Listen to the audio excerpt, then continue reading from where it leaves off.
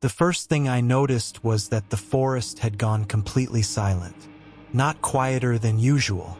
Not peaceful. I mean dead silent. No insects. No fracks. No leaves moving. Nothing. I stopped walking and looked over at my dog, Ranger. He was a black lab mix, about 70 pounds, usually fearless on trail. Squirrels, deer, thunderstorms. None of it bothered him. But right then, standing on the trail about 20 feet ahead of me, he looked frozen solid, tail stiff, ears forward, staring uphill into the trees. This happened 3 years ago somewhere in the Appalachian Mountains. I'm not naming the trail because I still hike out there sometimes, and honestly, I don't want people going looking for this place. I'd planned a 2-night solo trip during late October. Cold enough for frost in the mornings, but not cold enough for snow yet. The kind of weather where the woods smell damp all day long. I parked at a gravel pull-off near an old logging road around noon and started hiking in. The trail itself wasn't difficult. About 7 miles total to an old fire tower site where I intended to camp. I'd done the route once before with friends years earlier. Back then, the tower still stood. Now it was gone except for the concrete foundation and a few rusted bolts sticking out of the ground. I liked isolated places. That's why I backpacked alone so much. No phones ringing. No traffic. Just woods. Ranger usually loved it too. But around mile 4, he started acting strange. At first, it was subtle. He stopped ranging ahead on trail and stayed closer to me. Then every few minutes he'd glance behind us.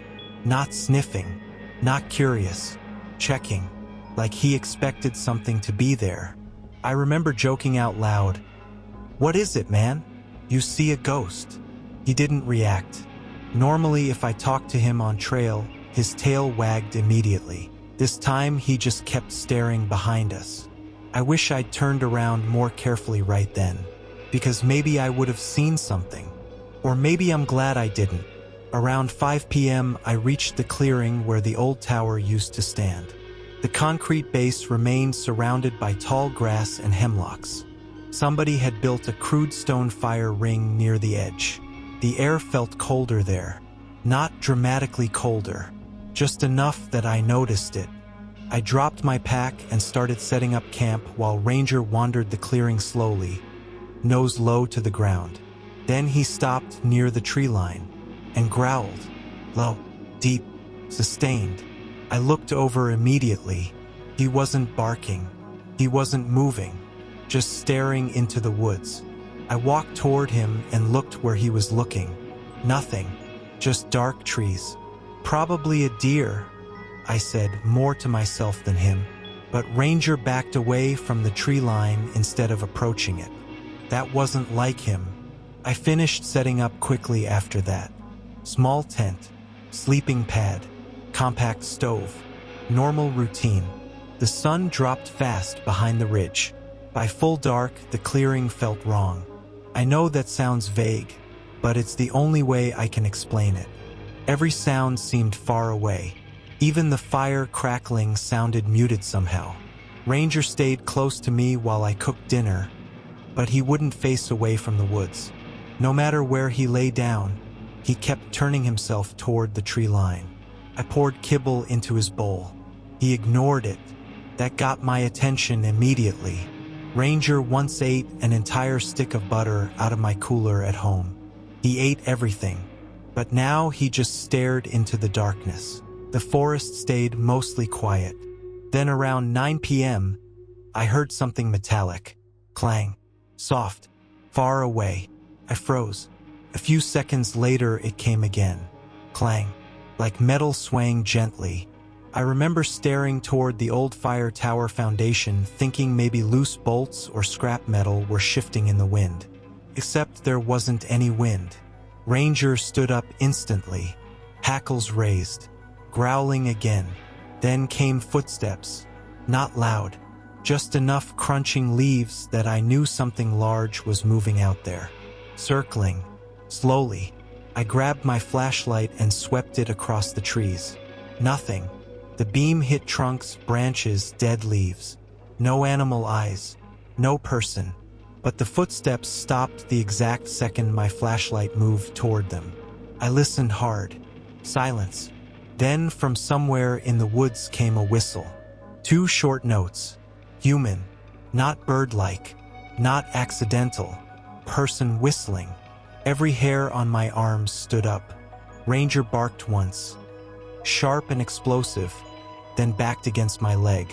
I shouted into the woods. Hello! No response. I waited maybe 30 seconds. Then, 2 whistles again. Same pattern. Farther away this time. I packed the fire out immediately.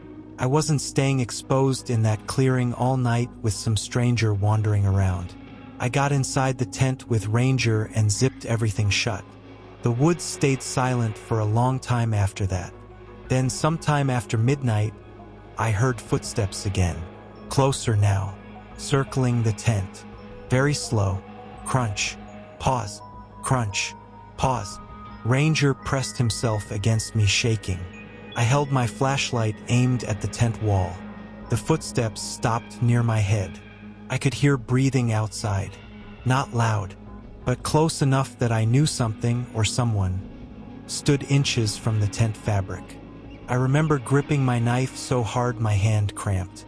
Then the breathing stopped, and a voice quietly said, "Hey!" Just that. Soft. Male. Directly outside the tent. Every instinct in my body screamed not to answer. So I didn't. For maybe a full minute nothing happened. Then footsteps slowly moved away into the darkness. I stayed awake the rest of the night. At least I think I did. The strange thing about fear is eventually your brain starts skipping time. One moment I was staring at the tent wall. The next gray morning light was filtering through the fabric. Ranger was asleep beside me. I unzipped the tent immediately and looked outside. The clearing looked normal. No footprints. No movement. Nothing disturbed. Then I noticed my boots. I'd left them outside the tent under the vestibule. Now they sat side by side about 20 feet away near the fire ring. Perfectly aligned. Placed carefully together. I felt sick instantly. Ranger came outside and immediately started whining. Not barking. Whining. He stared toward the woods again. That's when I saw it. On one of the trees at the edge of the clearing, about eye level, someone had carved a shape into the bark overnight. Not initials. Not a symbol I recognized. Just a circle with a vertical line through it. Fresh wood exposed pale against the dark bark. I stood there staring at it for probably 10 seconds before realizing something worse. The carving was directly facing my tent. Like whoever made it had stood there looking straight at me while I slept. I packed in under 15 minutes. No breakfast. No coffee. Nothing. Ranger stayed glued to my side the entire hike out. About 2 miles from the trailhead, I passed an older man hiking in with trekking poles. He smiled and asked how my trip was. I remember hesitating before saying, "Fine." Then I asked if he'd seen anybody else on trail. He stopped smiling. "Anybody else?" "Yeah, maybe camping near the tower site." The guy stared at me for a second too long. Then he said, "That tower site's been abandoned since the accident." I asked what accident. He looked uncomfortable immediately. "Maintenance worker disappeared up there years ago," he said. "People stopped camping there much after." Then he continued down trail before I could ask anything else. I never went back. But about 6 months later, I looked online trying to find information about the missing worker. I found one old forum post from a local hiking board. Somebody mentioned hearing whistles near the fire tower site at night. Another person replied, "If you hear whistling out there, don't answer it." I closed the page after that. Ranger slept in my bedroom for the next 2 weeks after that trip. Before then, he'd always slept downstairs. He died last winter at 13 years old. Still the best dog I ever had. And I still think about the sound of those footsteps circling the tent sometimes when I'm trying to sleep. My brother Tyler disappeared for exactly 11 minutes. That's the part nobody can explain. Not the police. Not me. Not even Tyler. Especially not Tyler. This happened in northern Pennsylvania during a late-season camping trip about 5 years ago. My dad had an old camper trailer he parked near a hunting property every fall. Nothing fancy. Tiny kitchenette. Fold-out table. 2 bunks. No cell service for miles. The property itself sat at the end of a dirt road surrounded by dense woods and abandoned logging trails. Nearest town was maybe 40 minutes away. It was me, Tyler, and our cousin Dean. All of us in our early 20s. We got there around dusk after a 4-hour drive. Tyler was acting normal then, loud, joking around, throwing pine cones at Dean while we unloaded gear. The weirdness didn't start until after dark. Dean built a fire while Tyler and I carried supplies into the camper. I remember Tyler suddenly stopping halfway up the steps. "What?" I asked. He stared into the woods behind the camper. "You hear that?" I listened. Nothing. Then faintly, somewhere far back among the trees, knock, knock, knock, wood hitting wood. I shrugged. Probably another hunter. Tyler kept staring. Maybe. We went inside. The knocking continued on and off all evening. Always distant. Always in groups of 2 or 3. At first we joked about it being Bigfoot. Then after a while we stopped joking because the sound kept moving. 1 minute it came from uphill. Later it came from behind the camper. Then from deeper in the woods to the east. Like something circling us. Around midnight Dean went to bed. Tyler and I stayed up playing cards at the little fold-out table while rain started hitting the camper roof. That's when the first knock came directly against the camper wall. Bang! Both of us jumped. It sounded like someone hitting the aluminum siding with their fist. Tyler looked toward the window instantly. Did somebody just hit the camper? I stood up and checked outside through the blinds. Nothing. Then, dark woods. No flashlight beams. No movement. I figured maybe a branch had fallen. Then it happened again. 3 knocks this time. Bang, bang, bang. From the rear wall. Tyler stood up immediately. Okay, screw this. He grabbed a flashlight and opened the camper door before I could stop him. Cold rain blew inside instantly. Tyler, wait. But he was already outside. I followed him down the steps into the mud. The woods looked pitch black beyond the tiny yellow light spilling from the camper windows. "Hello!"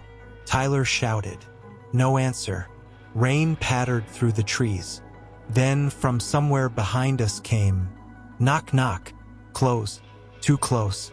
We spun around together. The sound had come from the woods only maybe 30 yards away. Tyler flashed his light between the trees. Nothing there. Then his flashlight flickered. Once, twice, and shut off completely. "Seriously?" he muttered, smacking it. Mine still worked fine. I swept my beam around the woods. That's when I saw somebody standing between the trees. Tall, motionless. At first I thought it was a tree stump until the figure moved slightly sideways behind another trunk. "Tyler," I whispered. "What?" "There's somebody out there." He looked where I pointed. The figure was gone. Tyler laughed nervously. "Dude, you're freaking yourself out." Then the knocking came again, directly behind us. From inside the camper, Dean screamed. Not joking, not startled. Screamed. Tyler bolted for the camper steps. I ran after him. We burst inside. Dean stood near the bunk's pale as paper pointing toward the rear wall. "Somebody was hitting it," he said. "Did you see anyone?" I asked. He shook his head hard. Then Tyler frowned. "Where's my flashlight?" He dropped it outside. "Forget it," Dean snapped. Nobody slept much after that. Around 3 a.m., the knocking stopped completely. The silence afterward somehow felt worse. At some point, Tyler said he needed air and stepped outside again despite us telling him not to. That was the last time we saw him for 11 minutes. Dean and I were arguing about whether to go after him when we realized he'd been gone too long. I checked outside. Empty. Rain had stopped. Fog drifted low through the trees. "Tyler!" I yelled. No response. We searched around the camper with flashlights calling his name. Nothing. Then Dean pointed toward the tree line. Tyler stood there motionless among the trees, about 50 yards away, facing away from us. "Tyler!" He didn't react. We ran toward him. Halfway there, he started walking deeper into the woods.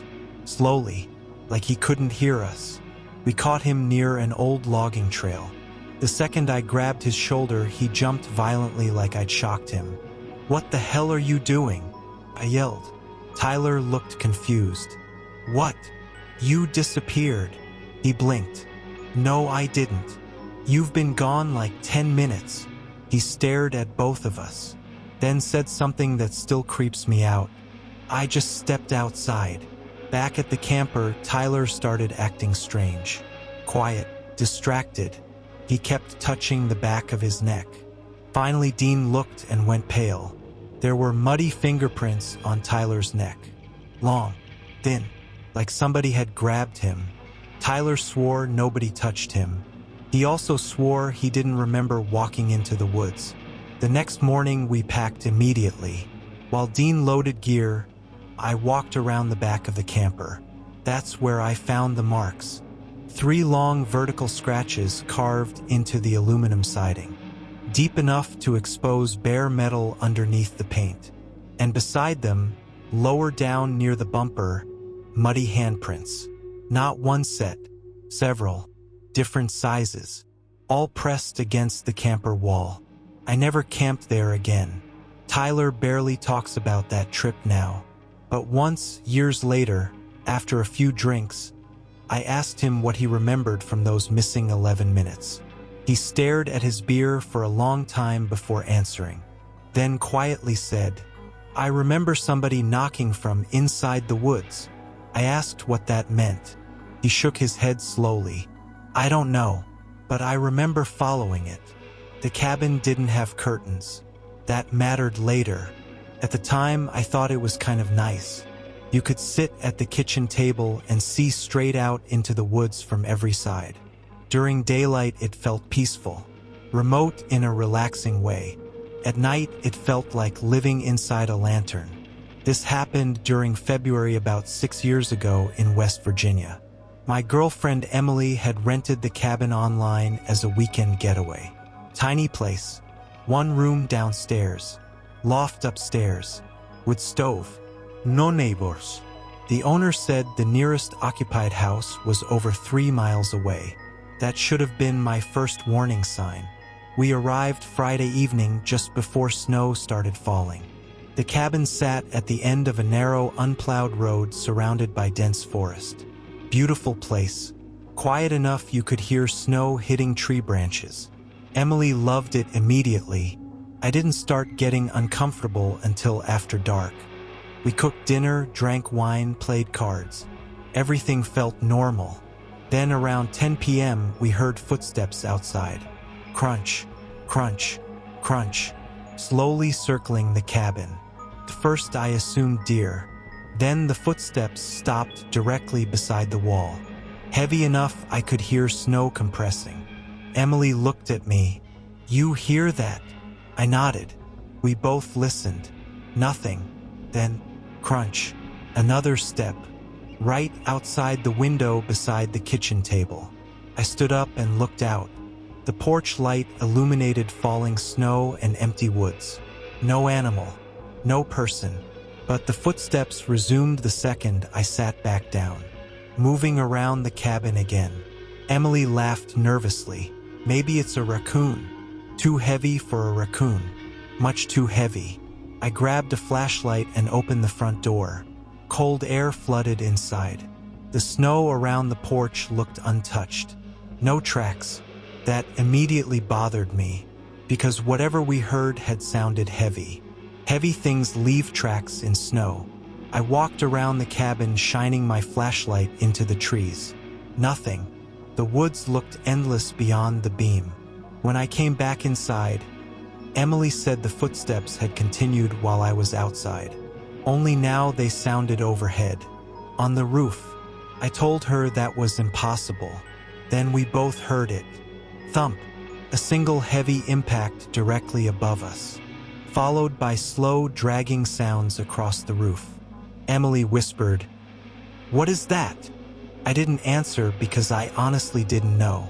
The dragging continued for maybe 15 seconds. Then silence again. I barely slept that night. Around 2 a.m., I woke to Emily gripping my arm hard enough to hurt. "Listen," she whispered. Footsteps again, circling downstairs. Not outside anymore. Inside. Slow, deliberate creaks across the wooden floor beneath the loft. He sat upright instantly. We listened together. Creak. Pause. Creak. Something walking below us. The bedroom loft overlooked the main room. I slowly leaned over the edge. Darkness. The wood stove glowed faint orange. Nobody there. Then one of the floorboards below creaked loudly directly under the loft. Emily gasped. Something was standing beneath us. I shined my flashlight downward. Empty floor, but the creaking continued, moving toward the staircase. One slow step at a time. The stairs themselves began creaking next. 1, 2, 3, like someone climbing. Emily started crying quietly beside me. I grabbed the fireplace poker from near the loft railing and stood there shaking. The footsteps stopped halfway up the stairs. Then came a knock. 3 soft taps against the loft ladder railing. Top, top, top. I shouted, "Who's there?" Silence. Then from downstairs came another sound. The front door handle turning slowly back and forth. We heard it clearly. Metal clicking. Somebody trying the door. I ran downstairs with the flashlight. Nothing. Door still locked.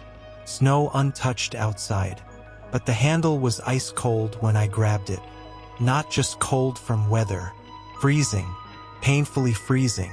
Like metal left in dry ice. The rest of the night we stayed awake on the couch with every light on. The noises stopped around dawn. We packed immediately after sunrise. While loading the car, Emily suddenly froze, staring at the cabin roof. "What?" She pointed upward. There were tracks in the snow on the roof. Bare footprints. Human-shaped, leading from one side of the cabin to the other. Except they were wrong somehow. Too long, too narrow, and impossibly deep, like whatever made them weighed far more than a normal person. The tracks ended at the edge of the roof above the porch. There were no footprints on the ground below. Nothing leading away into the snow-covered woods. Just tracks ending abruptly 8 feet above the ground. Emily refused to look at them longer than a second. We left immediately.